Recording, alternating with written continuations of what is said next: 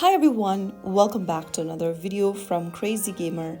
Today in this episode we will be learning how to change the theme on Xbox application using your mobile device.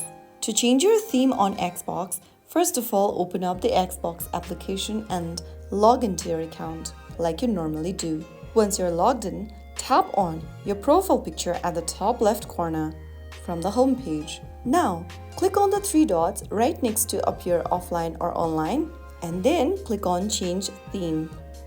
From the Change Theme option, go ahead and select from multiple of themes available, make a selection and you will be able to see your theme changed.